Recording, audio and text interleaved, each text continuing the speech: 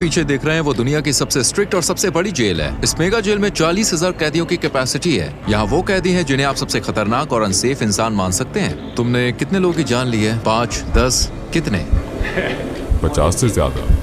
MS-13 और बाकी कई गैंग्स। ये जानवर है, ये इंसान नहीं है। ये साइकोपैथ और सोशियोपैथ है, ऐसे लोग जिनसे आप यहाँ मिलने वाले हैं। हम सबसे खतरनाक कैदियों को देखने जा रहे हैं। स्वागत है सी कॉट में, जो कैपेसिटी के हिसाब से दुनिया की सबसे बड़ी जेल है एल सल्वाडोर में। इसे सबसे खतरनाक क्रिमिनल्स को कैद करने के लिए बनाया गया है। जो यहाँ आते हैं वो जिंदा बाहर जाने की उम्मीद नहीं कर सकते।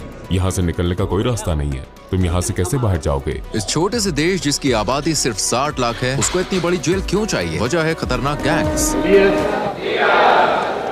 कभी पूरे देश पर राज करने वाले इन गैंग्स पर मार्च 2022 से कड़ी कार्रवाई शुरू हुई। राष्ट्रपति नायाब बुकेले के शासन में सिर्फ 16 महीनों में 70,000 से ज्यादा लोगों को अरेस्ट किया गया। ये देश की एडल्ट पॉपुलेशन का करीब 2% है। बसों ने रात के अंधेरे में एक सख्ती से तैयार किए गए ऑपरेशन में हजारों गैंग के सदस्यों को जंजीरों में बांधकर सी कॉट पहुंचाया। एक के पीछे एक बैठाए, सिर झुकाए, वो एक ही भीड़ की तरह दिख रहे थे। हथियारबंद गार्ड से घिरे होने के कारण उनमें से किसी ने भी आदेशों का विरोध करने की हिम्मत नहीं करी। एक ही दिन में उनकी जिंदगी पूरी तरह से बदल गई। हम यहाँ के सबसे खतरनाक गैंग लीडर का इंटरव्यू भी करेंगे। 10 मिनट। 2022 में बनी ये जेल बहुत बड़ी है। ये जेल जो है ये करीब 410 एकड़ में फैली है दोस्तों। और आपको बता दें इसमें करीब 8 अलग अलग हिस्से हैं। हर 2 हिस्सों को 3 मीटर ऊंची दीवार और नुकीले तारों से घेरा गया है। ये पूरी जगह 9 मीटर ऊंची दीवार और 3 मीटर ऊंची बिजली की तारों वाली फेंस से घिरी हुई है, जिसमें 15,000 वॉट का करंट है। 19 वॉच टावर्स हर हरकत पर नजर रख रहे हैं ताकि कुछ भी छूट न जाए। यहाँ की पूरी डिजाइन सिर्फ भागने से नहीं रोकती, बल्कि भागने के ख्याल को ही मिटा देती है। हेलो, हमारे पास प्रेसिडेंसी से परमिशन है।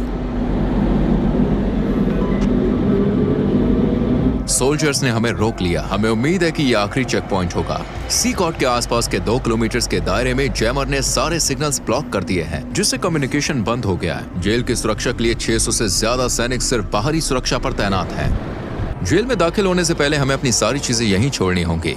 हम सिर्फ कैमरा और माइक्रोफोन साथ ले जाएंगे बस। धीरे धीरे पास करो, कैमरे की तरफ देखो। Body scanner. मुझे याद नहीं रहा कि मैंने अपनी वेडिंग रिंग उतारी है। इसे वहां रखना होगा। ये मशीन कुछ भी छुपने नहीं देती। ये हाई कैपेसिटी एक्सरे स्कैन हड्डियों और अंदरूनी अंगों तक को दिखा देता है। इसे खासतौर पर नए कैदियों की जांच के लिए इस्तेमाल किया जाता है, ताकि कोई भी अपनी बॉडी में ऐसा सामान न ले जाने की कोशिश करे जो पूरी तरह से प्रतिबंधित है। ये लोग चीजें निगल लेते थे या फिर वजाना और एस के जरिए अंदर लाने की कोशिश करते थे। माइक्रो SD कार्ड, माइक्रोचिप्स और यहाँ तक कि फोन चार्जर भी। एक और गहन बॉडी चेक की गई। अपने जूते उतारो। उन्होंने हमारे सॉक्स को भी अंदर से चेक किया।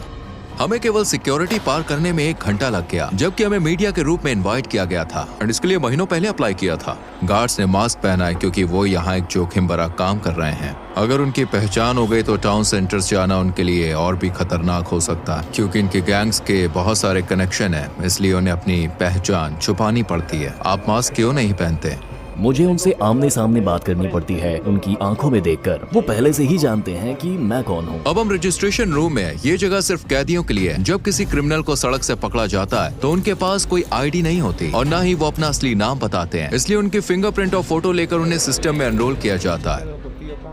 एक बार जब वो सी कॉट का परमानेंट पार्ट बन जाते हैं तो वो अपने परिवार और प्रियजनों से हमेशा के लिए संपर्क खो देते हैं, क्योंकि फैमिली विजिट स्ट्रिक्टली मना है। ये भी ध्यान देने वाली बात है कि बड़ी कार्रवाई के दौरान कुछ मासूम लोग गलती से जेल में बंद कर दिए गए। नो कॉन्टैक्ट पॉलिसी की वजह से उनके परिवार को ये तक नहीं पता कि वो कहाँ हैं या जिंदा भी हैं या नहीं। कुछ के लिए ये डॉक्यूमेंट्री उनके गायब प्रियजन को देखने का पहला मौका हो सकता है। कैदियों के मॉड्यूल्स में जाने से पहले हम जेल के आर्मरी सेक्शन में गए। ये हिस्सा किसी भी संभावित दंगे के मामले में जरूरी है, क्योंकि यहाँ के क्रिमिनल्स दुनिया के सबसे खतरनाक क्रिमिनल्स माने जाते हैं। हम जो हथियार यहाँ इस्तेमाल करते हैं वो T65 राइफल है, जो कि M16 राइफल जैसी ही होती है। हमारे पास 12 गेज शॉटगन भी है। सिग सॉयर राइफल हमें तंग जगहों में भी आसानी से काम करने देती है। जब क्रिमिनल्स को अरेस्ट कर बस में ले जाया जाता है तो उनके मूवमेंट को रोकने और ऑफिसर्स की सुरक्षा के लिए कई तरह की हथकड़ियां और जंजीरें लगाई जाती हैं। क्या यहाँ पे कभी दंगा हुआ है? अभी तक कोई भागने की कोशिश नहीं हुई। यहाँ हमारे पास सबसे खतरनाक क्रिमिनल है। दंगा रोकने वाले गियर में सिर की सुरक्षा, फेस शील्ड, गर्दन की सुरक्षा, एंटी ट्रॉमा वेस्ट, पैरों की सुरक्षा, शिन गार्ड्स और एक शील्ड शामिल है। आमतौर पर जेलों में कैदी हाथ से बने हथियार जैसे चाकू या नुकीले औजार तैयार कर लेते हैं। उनकी पूरी सुरक्षा की जाती है। आप देख सकते हैं उनके पैरों की भी सुरक्षा होती है। क्योंकि जेल बहुत बड़ी है, हमें बस से जाना होगा। अब हम मॉड्यूल एरिया में एंटर कर रहे हैं। देश को सुरक्षित रखने के लिए सीकॉट में 1000 स्टाफ मेंबर्स काम करते हैं। ये लगभग इम्पॉसिबल है, लेकिन बस सोचिए अगर कोई कैदी इस किले नुमा जेल से बाहर निकल भी जाए तो जो छोटे छोटे पत्थर आप देख रहे हैं उन्हें जानबूझकर यहाँ रखा गया है। इन पत्थरों पर चलते ही आवाज होती है जैसे अलार्म बज गया हो। ऐसे में चुपचाप भागना नामुमकिन है। क्या उन्होंने भागने की कोशिश की? नहीं। क्या वो कोशिश कर सकते हैं? मुश्किल है, क्योंकि उन्हें कई सिक्योरिटी रिंग्स पार करने होंगे। सीकॉट को एक अलग अलग जगह पर अपनी पूरी इंफ्रास्ट्रक्चर के साथ बनाया गया है, जिसमें इलेक्ट्रिकल और सीवेज सिस्टम भी शामिल है ताकि बाहरी रोक टोक ना हो सके। अगर बिजली कट जाए या पानी की सप्लाई रुक जाए तो सिस्टम्स और पावर प्लांट से 1 हफ्ते तक काम कर सकते हैं। मुझे बहुत एक्साइटमेंट हो रही है। अब हम दुनिया के सबसे खतरनाक क्रिमिनल्स के आमने सामने होने वाले हैं। माहौल काफी तनावपूर्ण है। अब हम एक मॉड्यूल के अंदर जा रहे हैं। आप यहाँ तीसरे और चौथे मॉड्यूल को एक साथ देख सकते हैं। जो क्रिमिनल इनमें से किसी एक इमारत में घुसता है वो कभी इन दरवाजों से बाहर नहीं निकलता। कुछ ही कदमों में हम 2500 से ज्यादा कैदियों के बीच होंगे। ये ऐसा है जैसे कंट्रोल केओस के बीच कदम रख रहे हैं।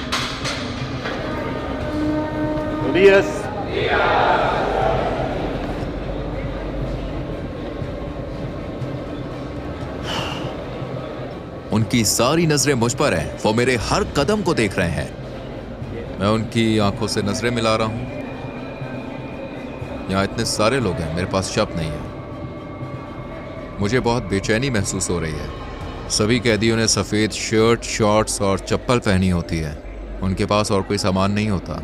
ज्यादातर कैदी मुश्किल से 20-25 साल के होते हैं और गंभीर अपराधों के लिए दोषी ठहराए गए हैं। इतिहास के सबसे कुख्यात क्रिमिनल के पास भी आमतौर पर 20 से 30 पीड़ितों का रिकॉर्ड होता है, लेकिन यहाँ कुछ कैदी सैकड़ों मासूम लोगों की जान लेने के लिए जिम्मेदार हैं। क्या मैं कैदियों से कुछ पूछ सकता हूँ? नहीं, बिल्कुल नहीं। अगर आपके कोई सवाल है तो मैं उनका जवाब दूंगा। अगर वो मुझसे बात करने की कोशिश करें तो आप क्या करेंगे? मैं उन्हें ऐसा करने नहीं दूंगा। वो जानते हैं कि अगर उन्होंने इंस्ट्रक्शंस को फॉलो नहीं किया तो उन्हें सजा मिल सकती है। मुझे जानने की उत्सुकता है कि इन ग्रुप लीडर्स में से किससे मेरा इंटरव्यू होगा। हमें इस पीली लाइन को पार करने की इजाजत नहीं है क्योंकि ये दुनिया के सबसे खतरनाक इंसानों में से हैं। हमारे और उनके बीच कोई सलाखें नहीं है और हर कोई जानता है कि यहाँ कुछ भी हो सकता है। इस मेगा जेल के 8 मॉड्यूल में से आपको बता दें हर एक में 32 सेल हैं। हर सेल में करीब 80 कैदी होते हैं, लेकिन ये संख्या 150 तक जा सकती है। जेल अभी अपनी पूरी क्षमता पर नहीं है, लेकिन फिर भी हर कैदी के पास केवल 0.5 स्क्वायर मीटर्स की पर्सनल जगह है। कैदियों को ना तो कोई वेंटिलेशन मिलता है और ना ही सेल के बाहर चलने का कोई आंगन। यहाँ हर कैदी को इतनी लंबी सजा दी गई है जिसको आप इमेजिन भी नहीं कर सकते। एक चीज जो नहीं बदलती वो ये है कि ये कैदी कभी भी बाहर नहीं जाएंगे और कभी सूरज की रोशनी नहीं देख पाएंगे। जेल के अंदर बाहर आने जाने की इजाजत केवल स्टाफ और कभी कभी मीडिया को है। ये लोग कभी भी इस बिल्डिंग को नहीं छोड़ेंगे। अगर आप उनके चेहरे को देखें तो उनकी आंखों में खालीपन दिखेगा। इनके पास भविष्य के लिए कोई उम्मीद नहीं है। ये लोग बहुत रोबोटिक लगते हैं। इनकी जिंदगी एकदम बेजान चल रही है। ये खुला कोना इनका टॉयलेट एरिया है। 80 कैदियों के लिए यहाँ सिर्फ 2 टॉयलेट है। ये काफी अपमानजनक है। इनका पूरा कॉन्फिडेंस और अनुशासन यहाँ तोड़ दिया जाता है। जहाँ ये टॉयलेट करते हैं वहीं पर ये नहाते भी हैं। खुद को साफ करने के लिए वो प्लास्टिक के डायपर्स और एक ही बेसिन का इस्तेमाल करते हैं। उनकी सेल में पीने के लिए सप्लाई नहीं है, इसलिए उन्हें पीने के पानी के लिए एक नीले बैरल पर निर्भर रहना पड़ता है। जहाँ ये कैदी सोते हैं वो है मेटल के बंक बेड। न तकिया और न ही गद्दा। हर कैदी को सिर्फ जरूरत भर का सामान मिलता है। एक सफेद चादर, एक यूनिफॉर्म, मोजे, चप्पल और एक तौलिया, बस यही। ये कैदी अपने 4 लेवल वाले बंक बेड पर पूरा दिन बिताते हैं। इन्हें ऐसे ठूस कर रखा गया जैसे गोदाम में सामान रखा जाता है। स्वच्छता और अनुशासन के लिए कैदियों के बाल हर 2 हफ्ते में जेल स्टाफ द्वारा काटे जाते हैं। लंबे बाल या दाढ़ी सिर्फ गंदे ही नहीं होती, बल्कि इनसे तेज धार वाली चीजें भी छुपाई जा सकती है। चलो देखते हैं। अपनी शर्ट उतारो और यहाँ लाइन में खड़े हो जाओ। अब ये अपनी शर्ट्स उतार रहे हैं। ये कैदी कभी MS-13 और बोरियो 18 गैंग्स का हिस्सा थे जो एल सल्वाडोर के मोहल्लों पर राज करते थे। इन 2 दुश्मन गैंग्स ने सालों तक लोकल लोगों से पैसे वसूले और उन्हें बहुत तकलीफ दी। यहाँ बोरियो 18 और MS-13 दोनों गैंग्स एक ही सेल में हैं। हाँ बिल्कुल, पूरा मॉड्यूल ऐसा ही है, सभी इसी तरह रहते हैं। बाहर अगर कोई दूसरे के इलाके में जाता है तो उसे बुरी तरह से मारा जाता है, लेकिन यहाँ वो आखिरी सांस तक एक साथ रहते हैं। ये एक दूसरे पर हमला किए बिना कैसे रहते हैं? इन्हें साथ रहना सीखना पड़ता है। यहाँ ये जेल में है, सड़क पर नहीं। ज्यादातर कैदियों के शरीर पर यहाँ तक कि चेहरे पर भी टैटू है जो उनकी गैंग की वफादारी को दिखाते हैं। MS-13 के लिए टैटू में आमतौर पर शुरुआती अक्षर या नंबर 13 होता है। दूसरे गैंग के मेंबर 18 या 666 जैसे निशान इस्तेमाल करते हैं जो 18 तक जोड़ते हैं और शैतान का प्रतीक माने जाते हैं, या रोमन नंबर्स का इस्तेमाल करते हैं। चेहरे पर गैंग टैटू होना इस बात का साफ संकेत है कि वो संगठन के सबसे बेरहम और बड़े मेंबर्स में से एक हैं। सड़क पर ऐसे व्यक्ति से टकराना मौत को सामने देखने जैसा है। मकड़ी के जाल का टैटू रिप्रेजेंट करता है कि व्यक्ति न्याय व्यवस्था के जाल में फंसा है और लंबी जेल की सजा काट रहा है। शैतान के सींग वाला टैटू अंधेरे का प्रतीक है जो इन लोगों के शैतान की पूजा करने को दर्शाता है। कुछ तो यहाँ तक दावा करते हैं कि उन्होंने अपने काम शैतान के आदेश पर किए हैं। आंसू की बूंद वाला ये टैटू दर्शाता है कि उस व्यक्ति ने किसी की जान ली है। अगर 3 आंसू हैं तो इसका मतलब है कि उन्होंने इतने लोगों की जान ली है कि उनको अब इस चीज की गिनती भी याद नहीं है। अभी हंसो बाद में रो वाक्य वाले जो मास्क है या फिर जो जोकर के टैटू हैं, वो ये संदेश देते हैं कि मुश्किलों में भी मजबूत रहो और परिणामों का सामना बाद में करो। क्या ये सभी लोग वाकई में इतने ज्यादा बुरे हैं? ये किसी और ही लेवल पर है। सबसे खतरनाक क्रिमिनल जो अपनी मानसिकता कभी नहीं बदलेंगे। अगर आप ऊपर की ओर देखें तो वहाँ एक कैटवॉक एरिया है। गार्ड्स लगातार इस ऊंची जगह से कैदियों पर नजर रखते हैं। अगर कुछ भी संदिग्ध होता है तो वो तुरंत कार्रवाई करते हैं। इसके अलावा कैमरों का एक बहुत बड़ा नेटवर्क हर कोने पर 24/7 नजर रखता है ताकि कुछ भी छूट न जाए। मॉड्यूल्स को दिन रात रोशनी से भर कर रखा जाता है। जब सूरज ढल जाता है तब भी लाइट्स हर वक्त जलती रहती है। कैदियों पर लगातार नजर रखी जाती है। मुझे लगता है ये यहाँ होने वाली सबसे मुश्किल चीजों में से एक है। जब वो सोने की कोशिश करते हैं तो अपनी आंखों को रोशनी से बचाने के लिए तौलिए से ढक लेते हैं। यहाँ पर एक पादरी बाइबल से कैदियों को देखे कुछ महत्वपूर्ण पाठ पढ़ा रहे हैं। वहीं दूसरी तरफ कुछ कैदी फिजिकल एक्सरसाइज कर रहे हैं। एक ट्रेनर भी मौजूद है। ये इकलौता समय है जब ये कैदी अपनी सेल से बाहर आते हैं। ये गतिविधियाँ हथियारबंद गार्ड्स की नजर में हफ्ते में कुल 1 घंटे के लिए होती है। इस तरह की एक्टिविटी प्रति सप्ताह टोटल 1 घंटे के लिए होती है। बाकी पूरा समय ये अपनी सेल में बंद रहते हैं। ये एक रोटेटिंग शेड्यूल है। जगह की कमी के कारण सभी कैदी एक ही दिन बाहर नहीं आ सकते। यदि कैदी सेल के बाहर होते हैं तो ऐसे में क्या कभी कोई बड़ा हंगामा हुआ है? अब तक कुछ नहीं हुआ। जब भी हमारा कैमरा किसी सेल पर फोकस करता है तो अक्सर हम किसी कैदी को चुपचाप कुछ शब्द बोलते हुए देखते हैं। जेल की सलाखों के पीछे भी गैंग के मेंबर बाहर ऑर्डर्स भेजने की कोशिश करते हैं। एक कैदी ऐसा ही कर रहा था। उसका मैसेज ब्लॉक करने के लिए सेंसर कर दिया। ये गैंग सभी भी काफी ताकत रखते हैं। अफवाह है कि ये मासूम लोगों को निशाना बनाकर बदला लेने का प्लान बना रहे हैं। इसके जवाब में अधिकारियों ने चेतावनी दी है कि वे कैदियों पर और सख्त कदम उठाएंगे। अगर उन्होंने ऐसा किया तो उन्हें जेल में खाना नहीं मिलेगा। मैं कसम खाता हूँ वो एक दाना चावल भी नहीं खाएंगे। फिर देखते हैं वो कितने दिन टिकते हैं। यहाँ कैदियों को दिन में 3 बार सुबह, दोपहर और रात का खाना मिलता है। नाश्ते में आम तौर पर चावल और बीन्स होते हैं और रात के खाने में भी यही होता है। दोपहर के खाने में सफेद चावल और पास्ता मिलता है। यहाँ कोई न्यूट्रिशन वाला खाना जैसे चिकन या मीट नहीं दिया जाता। ये है आज का लंच। चावल, पास्ता और 2 टॉर्टिला। क्या मेन्यू रोज बदलता है? नहीं। क्या हर दिन यही खाना होता है? हाँ, हमेशा यही। फ्रेशमेंट। ये एक मीठा पेय है। मैं इसे खुद चखने वाला हूँ।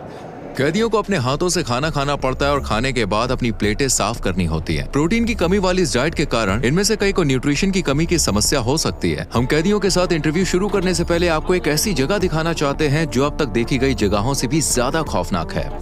ये है आइसोलेशन सेल एरिया। जब कैदी कानून के मुताबिक कोई नियम तोड़ते हैं तो उन्हें इन आइसोलेशन सेल्स में भेजा जा सकता है। कानून मुझे इन्हें 15 दिनों तक यहाँ रखने की इजाजत देता है। इन सेल्स के दरवाजे पूरी तरह से बंद होते हैं। इस ग्रिड से मैं इन्हें देख सकता हूँ और पहचान सकता हूँ कि अंदर कौन है। यहीं पर हम इन्हें खाना देते हैं और दरवाजा खोलने से पहले हथकड़ी लगाने के लिए इस स्पेस का इस्तेमाल करते हैं। स्वागत है आइसोलेशन सेल में। अगर कोई कैदी मिसबिहेव करता है तो उसे यहीं भेजा जाता है। वो ये नहीं जानता कि कितना समय हो चुका है या उसे और कितनी देर तक यहाँ रहना होगा, दिनों या हफ्तों तक। वो इस कंक्रीट के बिस्तर पर सोता है बिना बाहर निकले। वो बाहरी दुनिया से पूरी तरह कटे होते हैं, अकेले केवल अपने ख्यालों के साथ। देखिए, यहाँ पर पीने के लिए एक बेसिन है। यहीं से वो पानी लेते हैं और यहीं वे टॉयलेट करते हैं। पीने के पानी का बेसिन और टॉयलेट पास पास हैं। टॉयलेट हाल ही में इस्तेमाल किया गया है और गंदा दिखता है, जिससे लगता है कि सेल का हाल ही में इस्तेमाल हुआ है। उनके पास रोशनी के लिए इकलौता ये छोटा सा छेद है, जिससे मुश्किल से सूरज की रोशनी अंदर आती है। यही छेद ताजी हवा का भी इकलौता साधन है। आपके हिसाब से आइसोलेशन रूम की सबसे मुश्किल बात क्या है? अंदर आप अपने हाथ भी नहीं देख सकते। जब कोई कैदी आइसोलेशन में होता है तो जरूरी है उसके पास पढ़ने को हो जो उसका दिमाग शांत रख सके, लेकिन यहाँ कुछ भी नहीं मिलता। चाहे कोई क्रिमिनल कितना भी कठोर क्यों ना हो, अकेलापन उन्हें तोड़ देता है। ये हमारे यहाँ के क्रिमिनल्स के लिए जरूरी है जो कभी खुद को भगवान मानते थे। ये लोगों का जीना मरना तय करते थे। वे माफी मांग सकते हैं और शायद भगवान उन्हें माफ कर दे, लेकिन यहाँ न्याय होना चाहिए क्योंकि इतने सारे पीड़ितों के लिए वो यही डिजर्व करते हैं। अब हम साइको नाम से मशहूर कैदी का इंटरव्यू लेने जा रहे हैं। उसका 34 साल का क्रिमिनल रिकॉर्ड है और पिछले 25 साल से वो एक संगठन में बड़ी पोस्ट पर रहा है। 10 मिनट। इस कैदी के चारों ओर सुरक्षा सुनिश्चित करने के लिए 12 गार्ड्स भी काफी नहीं है। मास्क उतारो। तुम्हारा नाम क्या है? मेरा नाम मार्विन आर्नेस्टो है। तुम्हारी उम्र कितनी है? मैं 41 साल का हूँ। तुम 41 के नहीं लगते, तुम ज्यादा से ज्यादा 35 के लगते हो। ये अच्छी बात है कि तुमने कहा, क्योंकि मुझे तो बुरा महसूस होता है। क्या मैं तुम्हारे टैटू देख सकता हूँ? MS-13। तुमने इस क्राइम ऑर्गेनाइजेशन को कब ज्वाइन किया? 2004 में, लेकिन मैंने क्रिमिनल रिकॉर्ड 11 साल की उम्र से शुरू कर दी थी। तुमने पहली बार इस रास्ते पर कैसे कदम रखा? जब किसी के पास सिर्फ माँ होती है और माँ काम पर जाती है तो आप सड़क पर सहारा ढूंढते हो। आप किसी को ढूंढते हो जो आपकी मदद कर सके। मैंने सोचा, और मेरी माँ गरीब है, मुझे जूते चाहिए, मुझे कपड़े चाहिए, और मैंने चोरी करना शुरू कर दिया। फिर मुझे एक पिता की तरह कोई चाहिए था, क्योंकि मैं अपने पिता के साथ बड़ा नहीं हुआ, और मैंने गैंग ग्रुप ढूंढ लिया। मैंने एक हत्या की और एल सल्वाडोर आ गया अपनी जिंदगी बदलने की कोशिश करते हुए।